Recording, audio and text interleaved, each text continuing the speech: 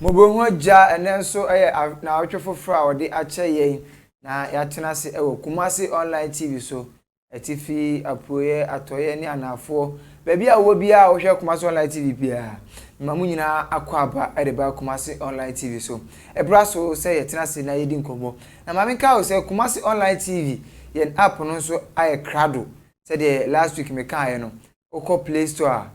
na obomodin abo Kumasi online ashe search engine ho obo hye ho be yina ba na download na so anya kwan akenkan Kumasi online ho nsem na mo be di aduane pa so a na mu adu na atimi akwa aba na anwodin sonko aba mu a Olympics kitchen omo wo asafo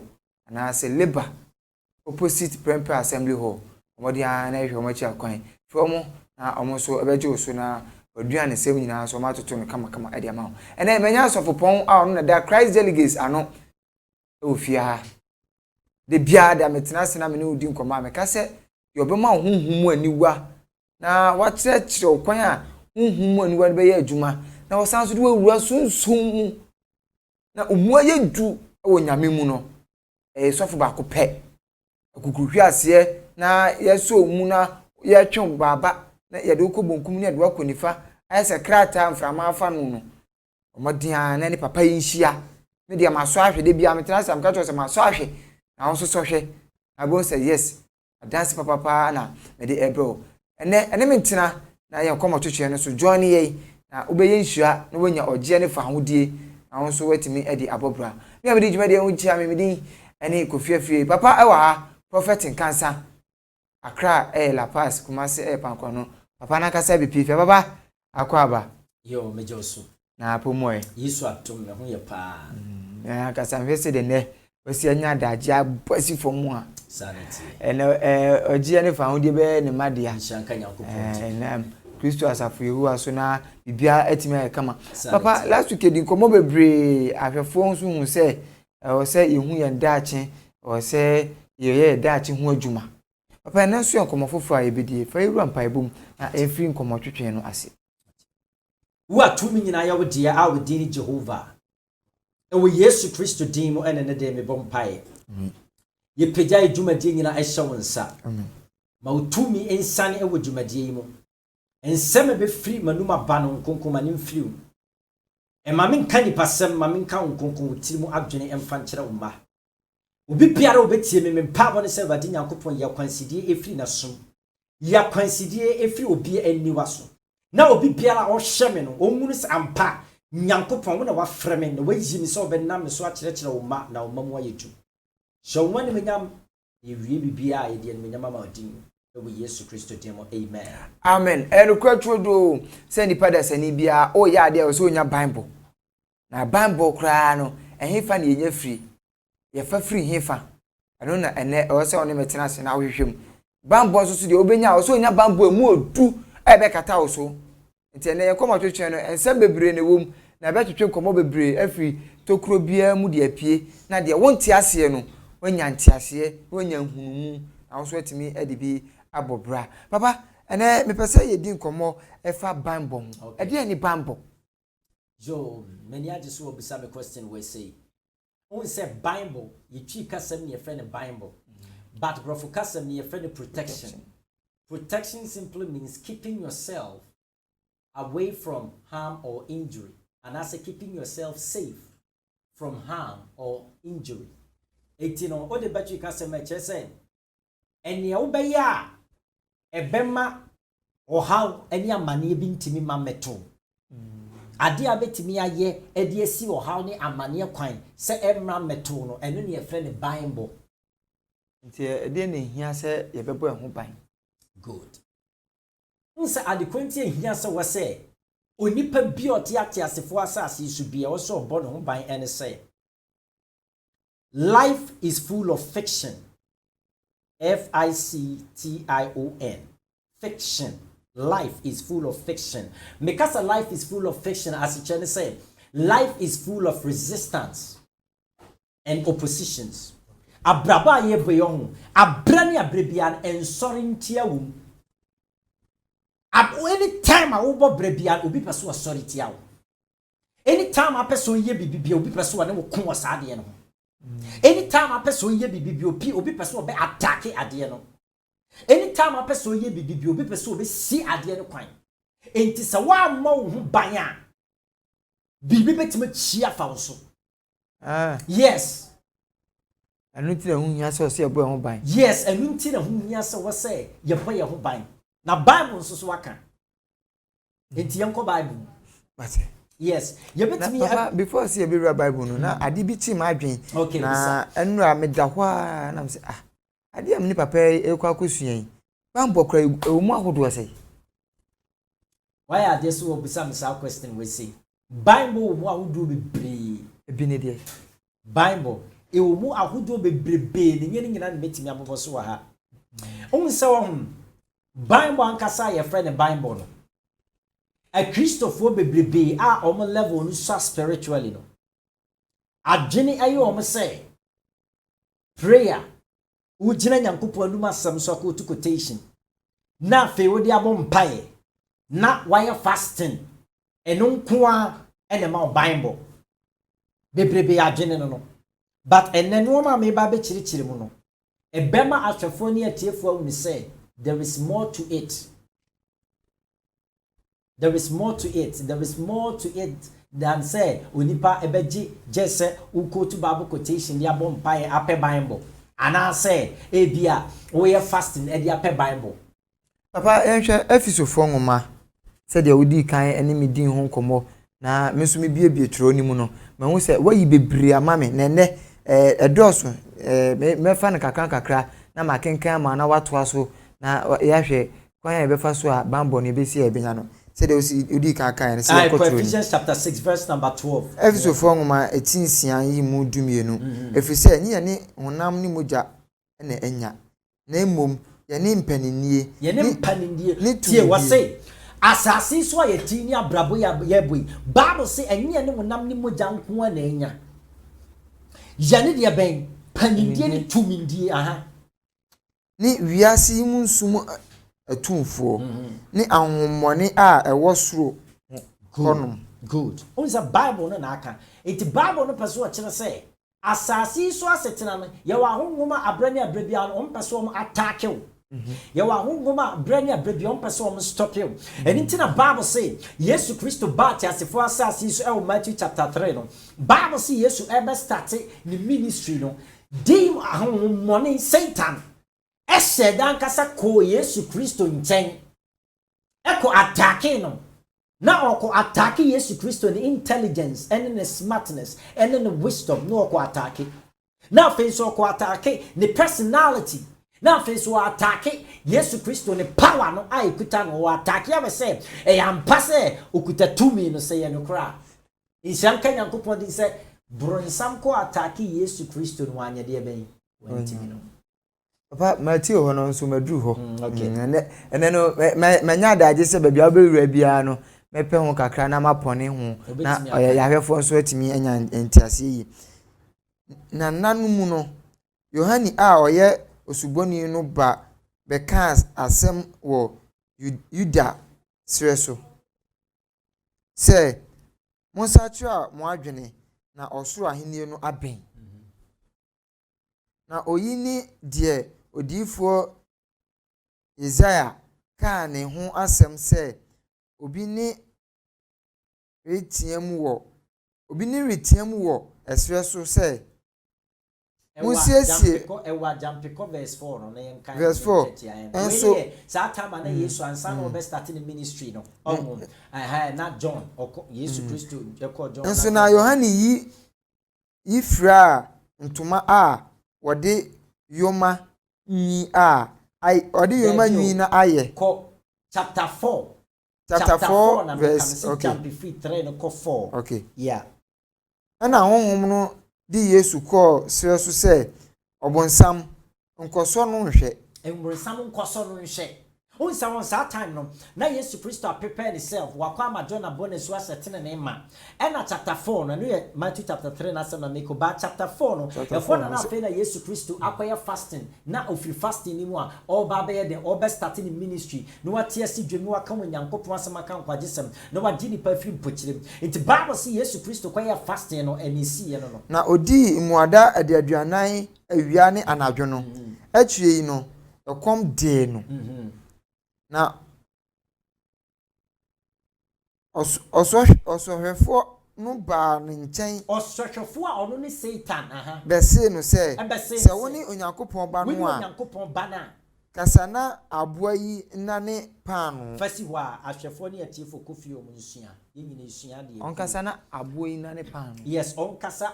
na aboa no nane panu say Bible say brinsam ko Yesu Christo nchen nse Bible no e classify as ohwefo tempter okoso Yesu Christo hweye o say Yesu nane bo ma no nye panu so any do purpose so but Yesu Christo ko gina brisanso no say Yesu enfiri soro meto no nya de enhwe fam no Nyankopon aka say ya kyerɛ say o beto fam no Nyankopon besuma na bofo no maso wo nsem na wona ya mpembo so eno abie mo ka chen say Yesu Christo nkoto nsɔre no de wiase japade nyina be hyɛ ne nsa ena Yesu Christo si da bi enkoto obi ansɔre ne je Awurade Nyankopon ko a enti Satan ekɔ Yesu Christo nkyɛn kɔ so ne hwɛye kwa okono no okose senenke kwan da Yesu Christo ho a enkobe ha me Yesu Christo anase enkobe ye nade obeye bibie tia Yesu Christo sana Christo ni bia wotie anytime a wo ba be start abrabo pe we yes so start abrabo pe na boronsam spirit bia ba demo bia ba ese oba be so ahwa na oba be break se ne be ya ne wa start ntimi why wadin so person ko school anytime ade be show tim some person misua de na de sua de mi dura kire pe obewu ne se spirit bi apie ba bi na oba ka cho se me mpene ma ntimi nko school da anytime a person tu kwan ko krofo froso na ko hwani abrabo no be ye se demon ni nimse tu kwan ko sa kro no so no ma be ya ma wa demon no be try so be si kwan na eno ma ntimi nye ye ma nyame boa mpo na otetim ne so kodu kro no so a obe make sure say obe ba be attack you obe ba so say obe ba be sell no ma na even America UK now Germany Europe be biara wo biara se kro no so ye mpa obe ma be tena kro mo no so abrabo nye ye ma eti abraba ye bono abrani abrebia no ye was spirit a ten bia no person me de on be attacking nipa titiri wo anyakon ani wo so no mo ka onwuma se na omo e ka onwuma se no omo se wa brabo enti na me ka say un say keeping yourself safe from harm or injury on person be harm you on person be how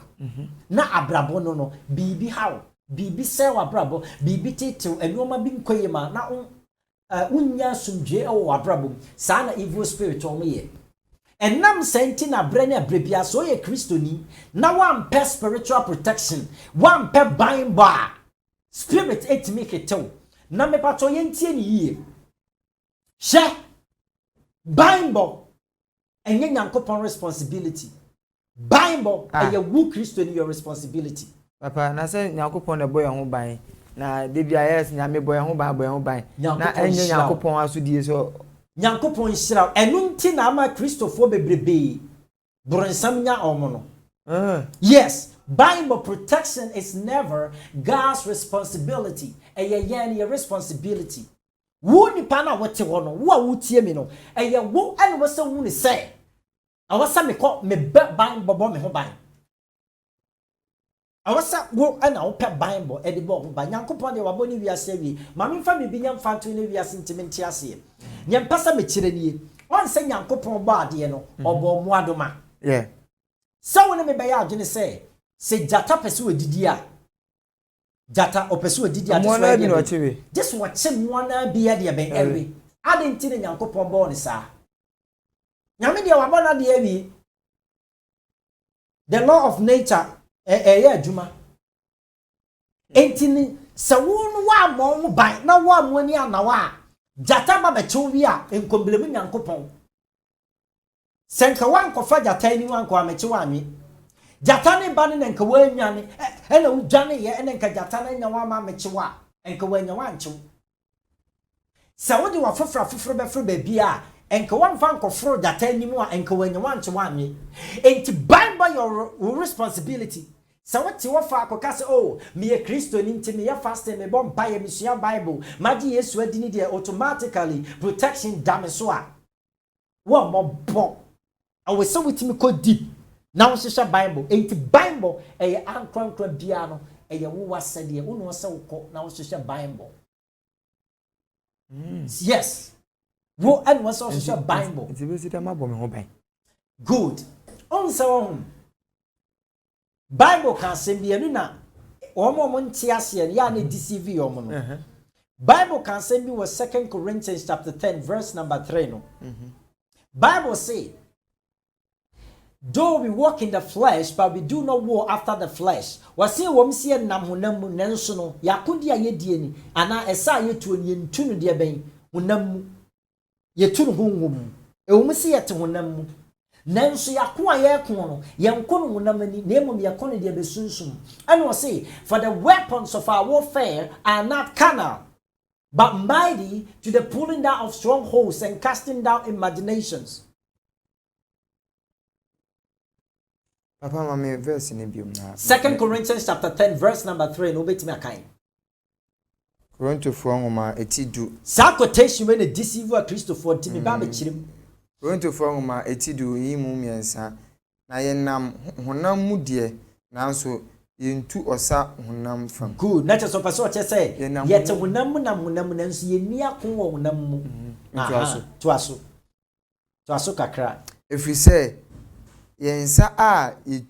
yes sana yetu no yes sir if you say yensa a yetu no no akode nye honam mu de enya honam mu na mom eyedin nyankopon anim se yede bedwiri apie kese na yadwiri adwene. Good was say yakun na yakun as a Christopher ne nya honam mu esunsum spiritual. And inti na make kasafa spiritual protection ho into when the Bible no pers kasafa spiritual protection ho but spiritual protection na Bible ne can unsta Bible na stating clearly say enya wonam mu ade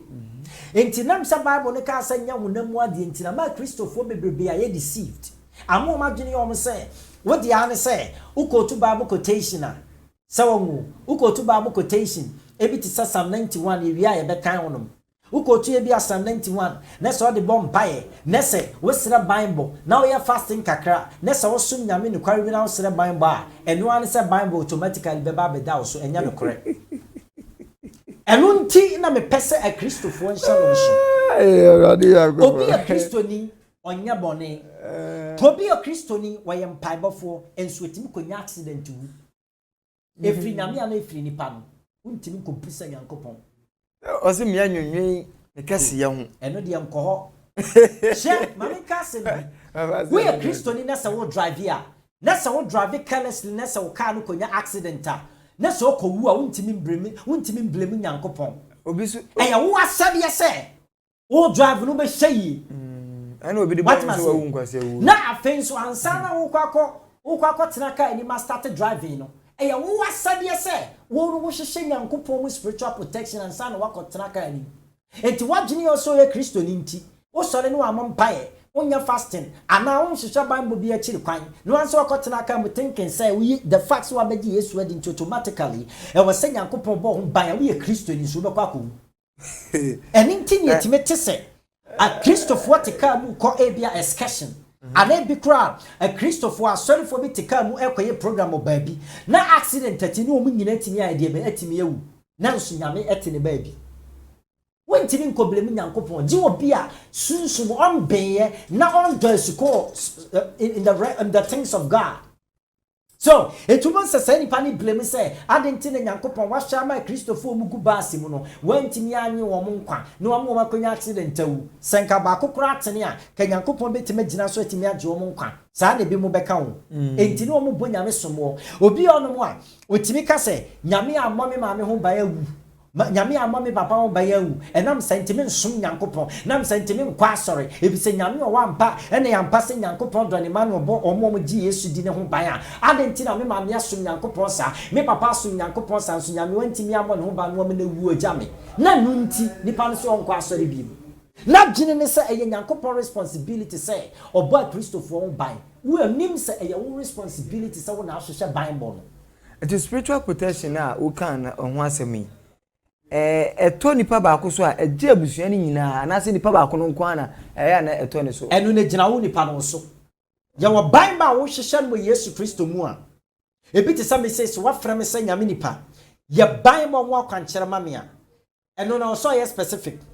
your Bible wa kwankyera say ye wo a meya ma wonko a ye woni yema abusua ena ye woni ye yema yadofo entine gina wo nipa no so no so ye specific protection no wo gi protection ni de ama ho ana say wo kope Bible no e de ama wabusua ana say wo kope Bible no e de ama wadofo ana say e bia wo school wo kope Bible de ama wo ni school fo ana say bia fie na wotimi wo pe Bible de ama wo ni wo mo tifio enyina ana say obi a wo ne tina na obi a ono ene wote no wo pe Bible e de ama say nipa no so etege wo nipa no say wo Bible kora wo pe ena Bible no ye omu ni di so wo pe Bible e de afo apom di ho ana Bible e de afo adwuma na usikasem ana Bible e de afo waresem ana Bible e de afa anamo bia wutu enti Bible na ye wo nipa no so ye specific na wu ade potia wo hyehyɛ Bible ne de afiri ho na ade ba kwa e deceive a Christopher enemy nwama sofo ne say ten bia ne ana ya dwene ye say Bible no egina se wa quote Bible quotation Psalm 91 yan kan Psalm 91 kakra na men ka se bi o Bebre Jesus no so quotation Psalm 91. No I fasting kaka no abom paye no ane Bible. Anyum ediokno baako. Christopher nsam totoye. Anyum ediokno baako ti baako. Ediokno baako ni mu baako. De ote ososo ni no ahinta bia. Wasitie ni yo. Wasenye ote ososo ni na ahinta bia no otena de. Twedi ampo onwunu ase. Watena twedi ampo onwunu ase. Mesi Awurade se. Mesi Awurade se. Medwane kobia ne ma bank ase. Medwane kobia ne ma bank ase. Ni me Nyankopon. Ani me Nyankopon. Mede me ho meto wo so. Mede me ho ato wo so. Na ono na obeje me. Tie ni yo. Wasi Nyankopon no obeje me afidie bem. Ofiri sumfo fidie. Ofidi sumfo fidie mo sano so de bia brunsam suma Christopher ne asofo fidie yi wo mo. De biara brunsam si a Christopher ani asofo fidie eyi omo. Pambe na fasi yo. Papa se we do aka ne simple bi sei. So Bonzo mazu fidie na se. Ya tu din osofo a. Osofo da zanga mu ye de. Enye bonsam fidie na o se yi. Na kantisa de enti na bronsam timi sum sofo bi fidie ne wa masofo bi eja babu ato atwe ne wakosom bosom no de no ya asore. Sekantisa nka de enti na bronsam timi de obi. No obi akwako bronsam timi de obi ne nipa de sofo nso no akoware baifo ana Kristoni ne akoware bronsam. E de ase mu odu. Adenti na obi ye Kristoni. Enso sa Kristoni no na braba obonyina na bre ne abrebia no brensam sun fidia no wayi no adwaman ba wonim se wa Kristofo bebri ene a Kristofo aba 100% gina wa se brensam de mape adwaman ida mapa na memasem esun fidia o brensam benya 98% 2% pe na brensam nya omo wa wo hye me so se me bo aka entina je se ya fe ho a Kristofo nyina azan Dabi enya azan ne mpasa me kire ne se ezi emu oha any protection na me pasa me kire no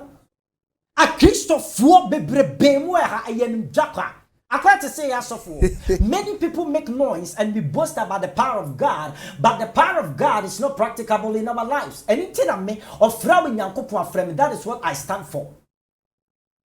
onsa me free baby na mabedrum pempenso yi asori ebitete me what am I say meaning the beliefs of other churches.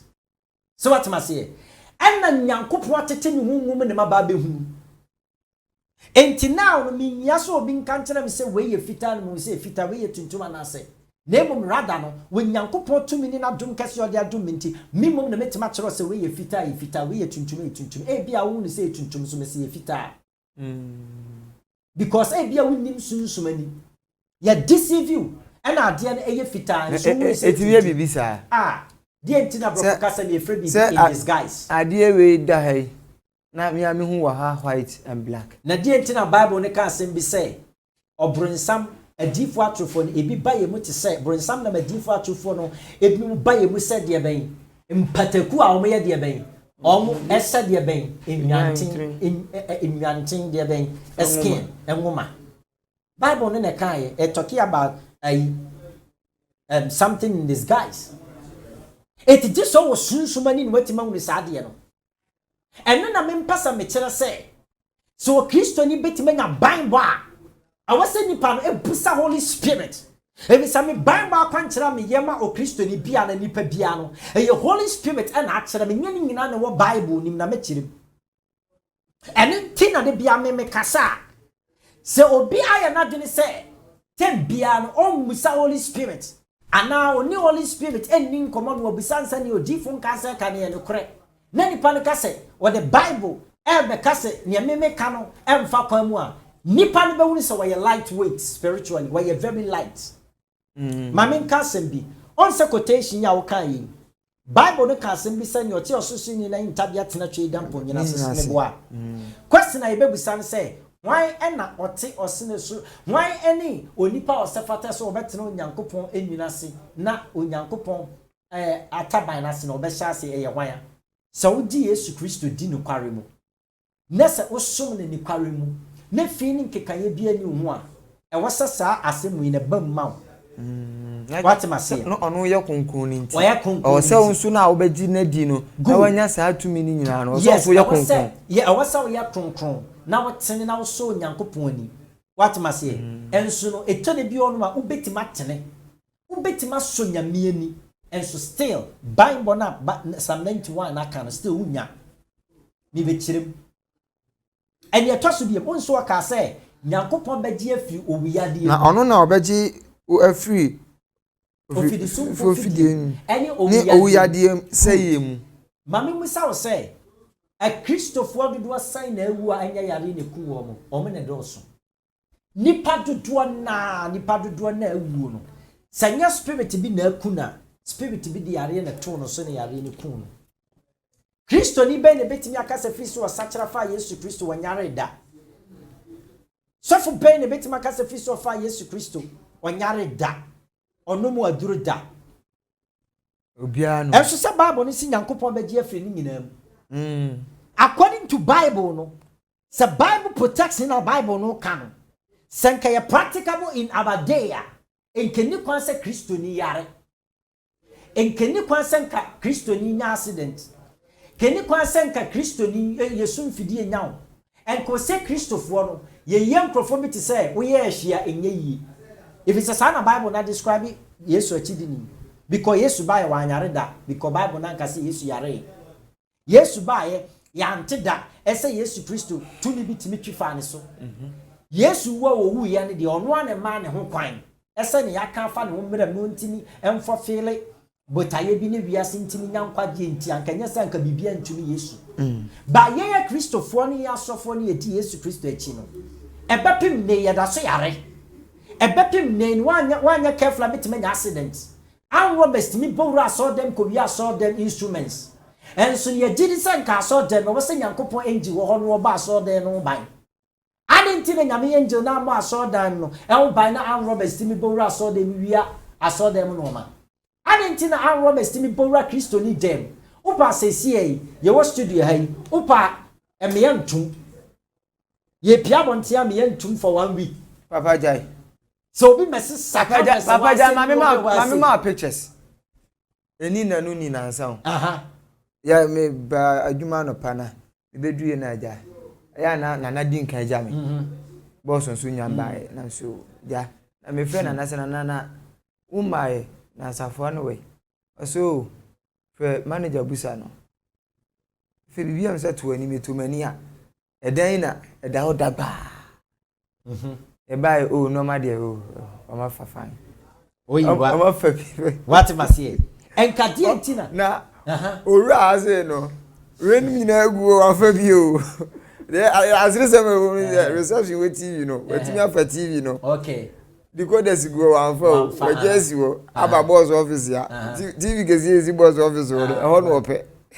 na go betu ago yo it is our pastor ka si enya to wa na wotwe what don huri ba ku kra ntimi mi busa wasem bi ya lock kra wa bu abam what must ya lock kra wa bu abam na mi busa wasem bi say senka according to Bible no ye checking wo ma yi a on she channel we say metima ka say Kumasi Online TV one of the best channels promoting Amesumpa. Because your channels be no doubt.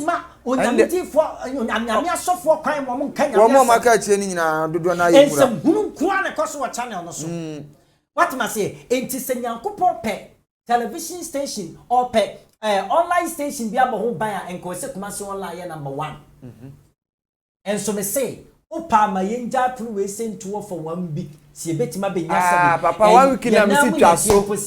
papa me si 1 week ni dey twaso don hore ba kokora be ba na bi what must say da bi o na asori dem mpo o makobuo na wa asori dem kra ye wia Kristo asori dem kra ye wia Kristo asori dem mpo ye wia eno na me se ye Kristo ni na wutie ni atie mi yie bi wo ho mu ansa na onyame bi fo bi kasa na wo jeje ni nsa na wa jeje because me no me kasa from a practical point of view. I speak from a practical point of view. To me, any protection of Bible na kasa e wo ma Christopher no. Keni kwan se Christo ni tuni puma anwo bestim ko wiade. Keni kwan se o ye sofo ne ye de handcuff gu nsa, handcuff na timi ka ko se mutete. Enso nya adwuma wa ya bra bom. Enu nti na ye Christo ni no ampa Bible. Now you ma go to Psalm 91. Ube go to Psalm 91. I fast na ma yema twakuru enso no an robbers eba bo awura wo dem. Aba be che wo yere no ma repu won. I repu om.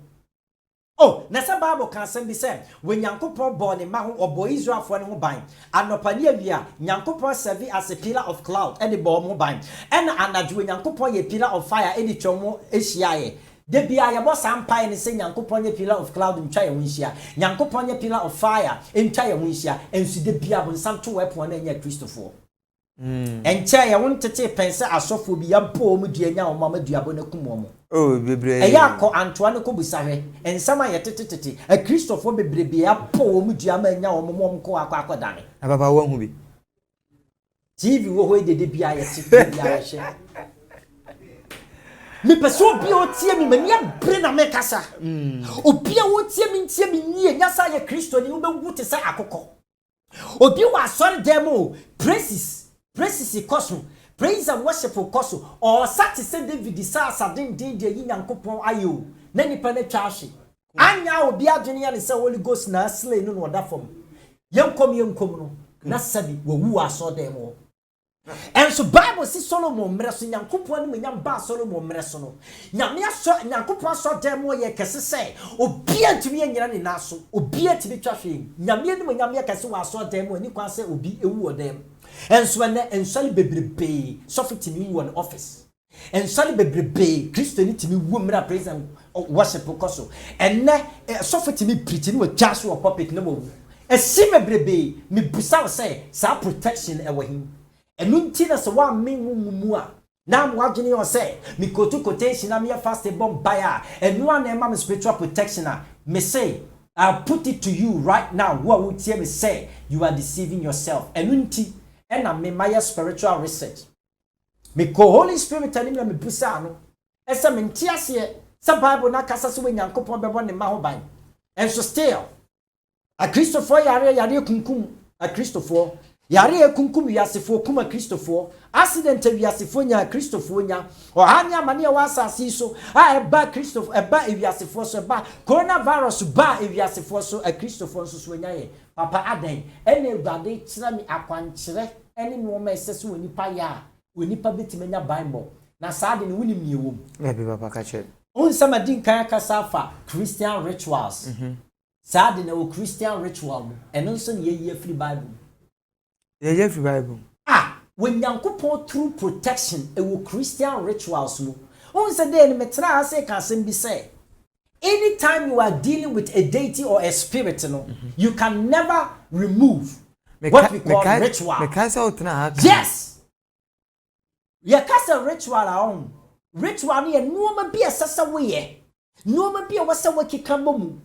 na sa de ni timi produce spiritual energy bi na e fulfill we desire and answer we wish and answer we purpose e what as for us so mitimi bisa sembi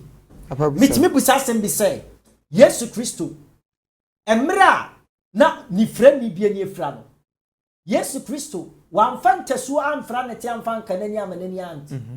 oye enne se sofo bi koye bia nkase nipa ne firi bosom na enne sofo kra no monye what enne sofo kra sofo bia anya so ya omonye bibi besi na mibisa se azumati ben na nati Yesu mu ama Yesu ti nteso di fra ne te e di kasa ni frani yeni e spirit ben e Holy Spirit na nya honhomfi o e Holy Spirit we na kire se Holy Spirit no no ma bebrebe no ye de kire wiase enti sa wono o ya Bible quotation kwa na wonim kwe fa so di Holy Spirit kasa e pa kwankire fi Holy Spirit nchendi na Bible me so be quote Bible quotation nyina nso be wuti se akokọ wo be wu am abrabo ayemobọ na me be kansem bi wiase ntie me yie me akwankire awade akire me fa Bible no dodo na na e wo plant nua yes enuam me nyankopon akire me metimi di dua nhini eye Christian ritual eye Bible metimi di dua ne stem na bina no etimi eye Christian ritual eye Bible metimi di dua na hahan eye Christian ritual eye Bible e de ma me ho de ma afoforo nsoso enu nti na ma me kase se wo koye Bible quotation ne fasting ko a ubewu ade bi wo say hia so be ye aniso so adwuma wo she ma me kasem bi ye wi a be ka quotation bi na anasa afefo ne atiefo nkokan wonim say asem bi si wo Bible mo bi yare bi na yare no ebe kum nipa no eye kro ne tu nipa no eye mpompa ne hunu nipa no ena popo ne pai ne da ne kro so ena ne nipa ne ba bewu eye yare no kuro no na eba be kunu onye se nyame ne pese okunu eye kuro no na didi ni mu se eba be kunu ena Bible si Nyankopon soma ne di fo se onko kan kire se nipa ne se oba be wu efso sa wo no ye ekuro na na aba be tuni nti na ne oba be wu nyesa ne mere na na so so oba be wu ena Bible si se nipa de bo mpaye esu kire Nyankopon ena ese opese wonyini che ene Nyankopon ka che ne difo nse onko sa nipa ne ho na onsan ko kanta ne se watie ni mpa abo ne Nyankopon so be me ne nyina che ene Nyankopon kire odifo no akwankire a ebema ken no ani ache wonim ken kro ne efre ne ken Hezekiah asem no Isaiah chapter 38 obi anko kan Nyankopon ne soma Isaiah se onko ken Hezekiah onko kanta ne se ne mra on hyehyɛ ne saman se ne mra so ba be wu but na ye kuro bi na atu no ekuro no ba be kuno. It Bible say as Hezekiah bompaye esre Nyankopon so huni mobo no nka nyo waye no nyame anim a etene na koma edimu ane Nyankopon tie nyame tie ne Nyankopon ka che odifo say kone ko ka che ne say bo benya nkwa ne ye ka ase no ano no Bible si Nyankopon kire ahahan ane aduaba onkote no nyam no mfantale kuro no so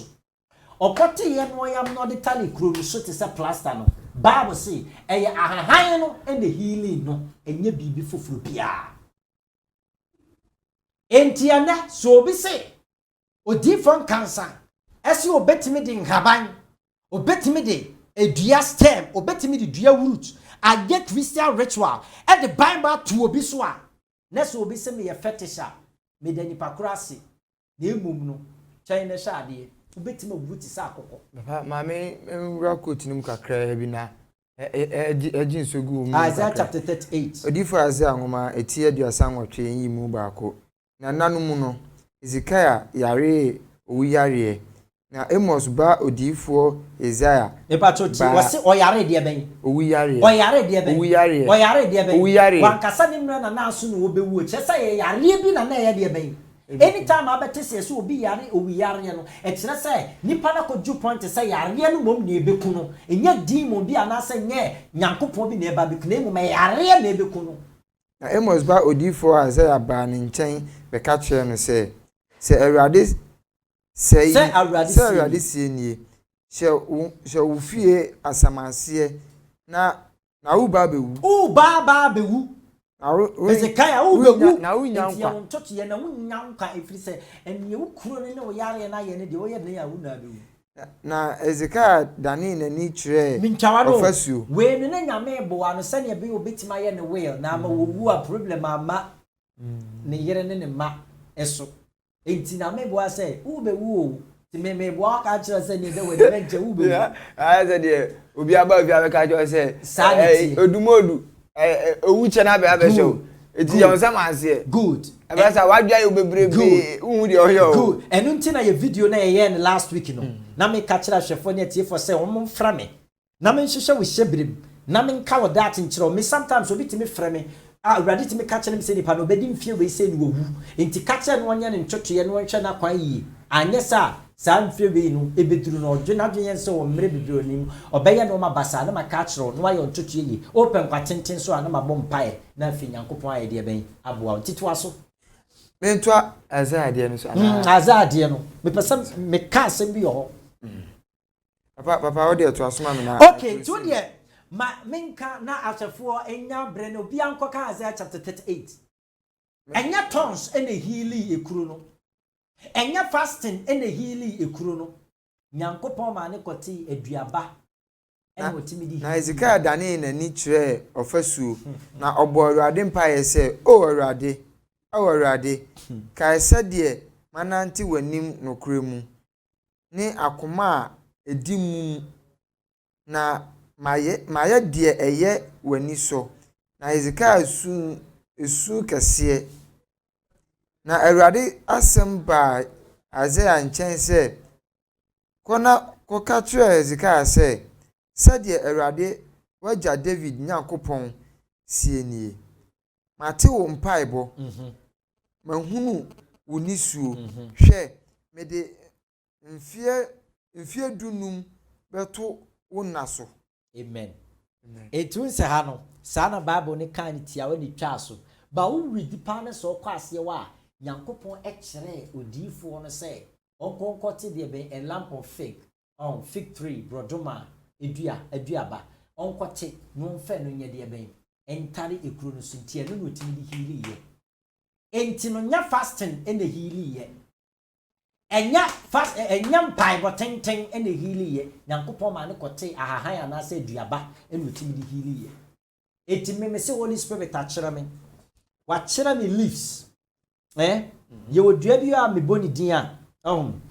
ana se ye wo leaves dua bi leaves Holy Spirit a kire me tisa leaves na me gina Bible quotation so na ma recite words agu leaves ne so nipa me ya akwankyira ma no me dia ne se bia menya na picture dia tum kana se bia me kyerɛ ne din ade agu ade white so na me dia tum na me gina Bible quotation as the Holy Spirit will direct me na ma recite the aguso me recite the guso a kabo ma spiritually be produce a spiritual protection nipa no wa brochire na sa me yesa akwankyere de man wa se ya bibia ntumi nkuni ga ntiso wa fofele ne botai wa asasi so yes sa secret no and demons ama bima dwene yom se tetene ya nananom no omo anu me ya dunsifo omo anu me nim fama ye no e demonic enye demonic o enye demonic metime bisa question bi papa busa sha unim se so yare a aduro na wonum ko mu aduro wunim se emnuro dodo na aye nom no eye nuaba ene ngahan eni nua nhini ene om de ye aduro ne ye nom adan na no de yaje atum ye nom ba me se nyankopon adom Holy Spirit a kire me enuaba enhahan dua bina eni dua nyina mtimi de ya kwankire e de protection mani pa ye jemati enu ye bibifo adwen thank you eni ntino no enti na meka a kire wo a wo hwa me ne se wonyame wa chema chede wa mama nwunu mu wa chenkonko a kire me ne o ma bibre se wo hye na wo a wo yam hyehyew asa obi beku asa obi beku wetimi hu ne se anytime a contract bi be kaunsa adwuma bi kwaya bia ma o bema bia so be waro pe anytime a depa bi be bo abrabo mpabo se tumi bia ba no abe attack no asai ade no fa me number ne frɛ me wa kwankire bi on ma be bia wo bia ma ye e wo be bia me wo me ya kwankire ne ma wa di mo bia ntimi me no biem wadwuma abekọ akọfa aware abekọ akọfa akwantu a wobetu wade biara no wonsa betima kafise tumi bia ntimi mmene mu I don't know also of papa because and said the papa si die wura aye bambo mu no agime nsem say wa hwe ma edin mama papa echechire mu kame ampa mu anse ma bo awuram na me busu asem da bi ade bi won ma so nya adaje wotenase wa yesi wo de age adwa na hwemu ye pa numbers in the good screen so no ehun behia se obefre papa fre no na onje so na ono woni nkomo ono ntenase ye fa ntunso ani ye hwe baabi abrabo no wabo akoduro ye hwe de afa wachi awan hunu a ababesi wani ma abrabo na abc basa ato achewo odi anefre papa 0545 533 768 0545 533 768 omodi anefre papa anaso betumi afre no 0249 463182 na oni papa edinko egusua edinkomo na enyum aduokron ba ko no yenkan wiye papa besa ato aso amaye papa beto aso amaye because ono so ma so interest wo mu pa on so ade kwanta me me ko to Psalm 91 no a very powerful word yeah on za e sansem na Bible na twere gu no me no metimi de ya kwankyere Psalm 91 no ba me no menkan no ro ontimi onfreme na wo expect say wo pe Bible akwankyere no aka chem se nyame difo bompaye ma me keke na me nya Bible akwankyere na makotu ewe Yesu dim Psalm 91 Bible sin your tell susu ni na ntabia kyerɛ twede mponyina se intimi de Bible to so eno ano no da bi me nyam dwumadi sa what one ya da ka me keka no mabom me keka leaves me keka fruits me keka no mabom ekuta spiritual powers nyankopɔn de secret awuram me keka bomu a na woni pa me nya widin anase me nya picture na me start say me ye Bible de amawa metimi afa Psalm 91 na me kan guso me recite guso bia Holy Spirit be chem say bia reciting it 7 times and bia reciting it 12 times and bia reciting 5 times and bia reciting it 3 times based on nipa kro na me ye ne kra ho adwuma no sɛ nipa ne kra sitie no and Holy Spirit be chem say me nye enti no me I don't just go to Bible obi be go to Psalm 91 and the fasting akan wa bompaye enso tu abeto enso metimati na Psalm 91 so e de aya akwankyere e de ama obi ama nipa no de adware ama nipa no ensa ka anasa me ya akwankyere mi ka kyere nipa no se mawie a na nipa wo se mawie a bibia ntimi nipa no gi ne mmere aso gi nipa ne mmere aso gi wa ye ne dwumadi awie ansa ne tumi atumi akun wonim se wo ade ba akwa ya me ya ne se and can say Christo ni bia evil spirit timi come before your time. Ko say Christo ni bia for fere obotaye ansa na wo. Ba ne ya ne say ahomone etimanya Christo fo bebrebe akum wo I say bebrebe life because say na Bible ni wo mo. Yes. To bia wotie mi bia mprempe Bible. Pe Bible ma wan kasa ho. Pe Bible e ma oba. Pe Bible ma wukunu. Pe Bible ma oyere. Pe Bible mu abusia. Pe Bible ma ni om tifie. Se wo obi a wa bia adwuma a wo so pe Bible e fa ma wadwuma yefo. Wonim se ye onipa bi wa o pe na dwuma pegya. Ahomoni timi sada extract ni dwuma ni ba ko na dwuma ni ba ko. Se ye be ya ye de force charge beto no so se wakwagie aduro na dwuma ni pegya no na bofra na wawuo no wo de na ye sacrifice. Na nim sa sofo bebre wo ho a na sori pegya nyankopon na pegya na sori o nyankopon na pegya na sori ba se Bible na sofo ne nsori maso a ahomoni timi shada ana nipa bonifo bitimi bopa physical pa emi yetimi kum ni church member senya beya anasa ne sofo bene no emu timi kum no senya beya bekasa sofo ne nyankopon pegya no wakwaje tumi no de ye adwuma eni nti na ne din kwasa burensan na sisa saade no etimi de bia me katira man for say we obi a wa bia adwuma na pe Bible pe bi ma workers yes o metima ku workers am ye de ato so say wonim so obi okra ho machine so operate wa adwuma mu no demons etimi influence obi na machine na kum nipa no oh na so obo ase guy bi operate sa machine ya omode operate mining for excavators ne other machines ete ba kun sa free ho when they te da so miss for no what must yeah so me for etimi te won sa free ho wan sha be ka say normal wo be busa say why me adwumayefo bebrebe adan na me kwa me de me nsa ekoka mfidie sometimes when na won so fidie bitimi krimu na kum obi timi kofro lift na machine na timi unlock no waka lifting enuru se yentwitwa mra magina no na sabe ne hom yetua mo wu papa obi asani message sisi okay se bambo onim se ukope sika ana ukope bosia o banka etim busa se oya adwuma bai o kire adwuma ya se ko ebrese bra beje obu okwa odu on ma edi kan ma yehu se we de edu kan se ebusa no bibia odu ane de ama no bambo brebe ne eje bambo wo busa asemamu duye anytime when be ba ho so biara ese se we nipa e na atiati asefo asase isu no o so kope bible okay so se we nipa na atiati asefo asase isu dia na nya asase isu na ate dia ene ye mempe bible bia na emom no anytime I realize you say oh me ye nipa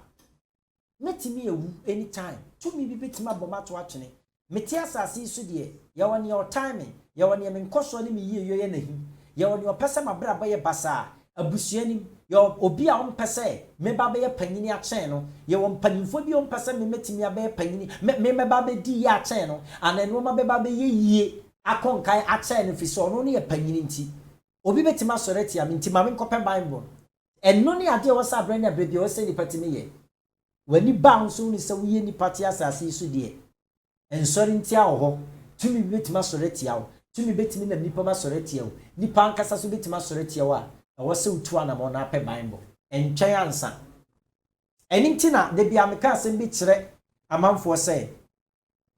wo ye honhom ni a wo ba no start ya bible ama no eni ntina unsa tete no omu a na omu enim enhaban ya yetimi kekambom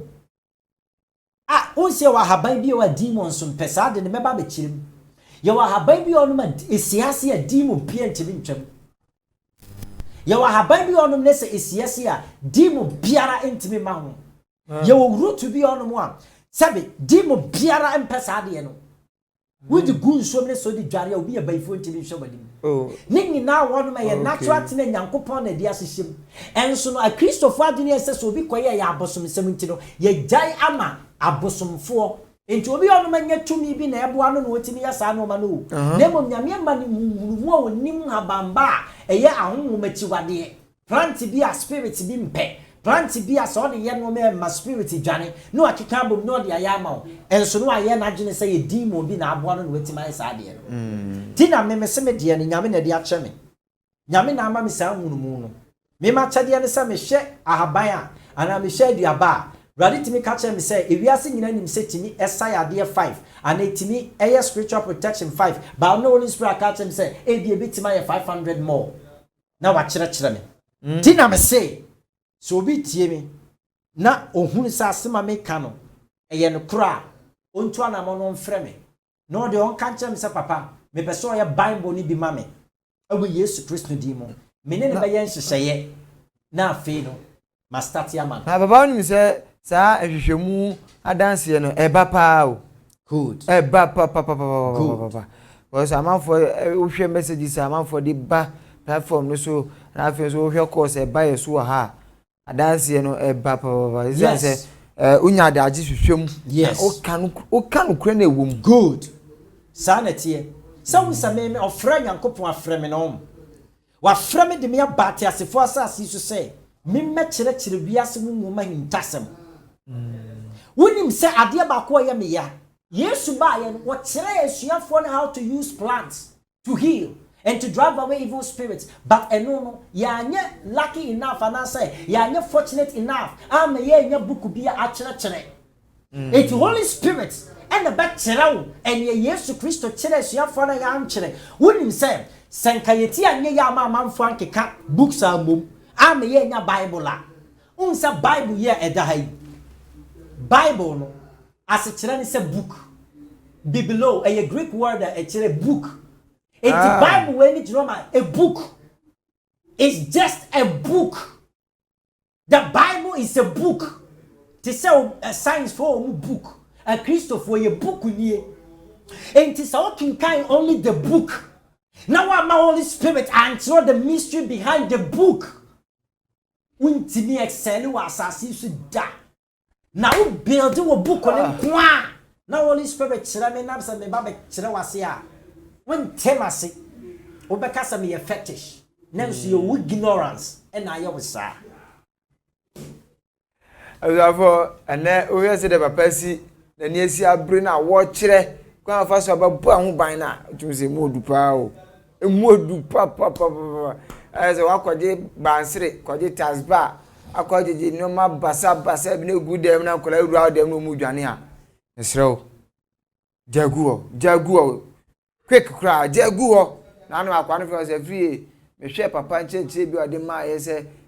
ye betimi aye honhom enioma bebre no hwa na megya de me ye ni nyina megyae sisi mafa Kristo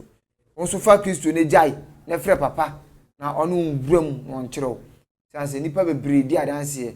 na wen so kuma so online de enya de pa ye nka nkyerɛw sɛ kokodi akyire da ade pa na ye di akyire so di akyire na bɛboa obisa wo frɛ papa 0545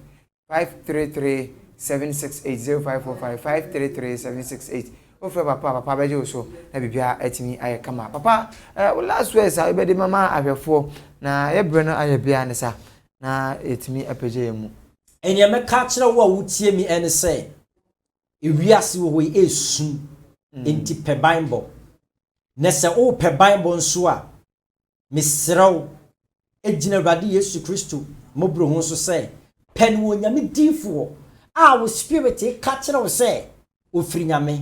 make us say to your spirit me free nyaminti Holy Spirit be catch us say me free nyankopon ti freme e free na ko yenya abosomsem nyankopon pe bosomsem we ye kristoni ana ye kristoni kristofo ya kristofo no ma wo ko bosom so ahunu sa we ye bosomni menye kristoni na mensan ko bosom so men chinchini malamfo so e bisa kristofo nya abrabo no kristoni obia ayo nyame difo we nyankopon afre no nyame di tumi ni adom na mame se me nso me mfa moa wo wodi be chinchine ni jan ne frɛ me na we nyame na me so emmoa wo ne se wo frɛ me nso so a me de to wani me se enye free me kam what ya se ansa na wa frɛ me enye free ti ase se won so so nyo pasa me yama obia no won so be yisika kakra de aboa nyame dwuma enti so yo bia wo ya pepe na mpese odu sika bebo nyam dwuma de a me pacho emfre efri se ewiase ne nani abre no onu ne tu anamon ne nani abre pa de no nsoso no onu nsoso no obey the cost of it evi so nyame opese ne dwuma koso wo support ya ena ye koso one support a nyame so support papa pampa e to aso mami papa e to otum fa nyankopon ye da wase wasem ena magina so a kire wo ma na niema ka bia so emfiri mi pem emfiri mi tirim ene onkonkon wo hye me ene ma kire wo ma minim se Awurade ni oya wonwum ni obetimase na ne onya wonwum ni a wantimase no Awurade emre kɔ nanim no mo meti ase mesra Bible de tu obi biara so obi biara wotie me obi biara wahye me obi biara ne didie mu ato obi biara wate no mase obi biara na koma bubu no adi Yesu Kristo adi no Awurade bɔ ne ho ban afi mesra se nipa bia ne didie akowura abosomsom mu eni tumi a emfiri wo nyankopɔn firi Yesu mu no boa ne na twe ne firi mu ne sinsunsan so obi de akira di nipa ne firi mu boa obi biara na obi biara Bible kese nkata na brabo so nkata na busia nkata na dofo ne oye bia so we Yesu timo amen amen ano ayo for pani ano da Christ delegates ano kwa ne kofa bai bomodian ne papa ni ko na se de ne encheche na se ewura me no Philippa na mi wogidie se wo so be yinhia na wo so anya oje na afi nso wanya odo de ama papa na wetimi aboa ama nyame asempatre no akoso nyame sho se wo gibre na wo hwe Kumasi online TV nyame sho pa de bia metenase am se nyame hia onu de ti am hia esan se onipa onum asem na be ma onua bi aye odefo ma me fa aye happy belated birthday nchia so konkran koma menua ba dan na wo UK nanom kwasiada no odi wa woda radin hia na oma ejumadi a odi nyina enye kese ha na brebe ma kwan na yade ejumadi nyina si me refio Kumaso online yen fans amwo Ghana ane abuche nyina nyame hwam group no so mo amwo nyina nyame hwam nyina nkoso ana mo form adwenchemba ye beje mo so medi ane Kofi Afie nyame aduma da sene ye besa so ahia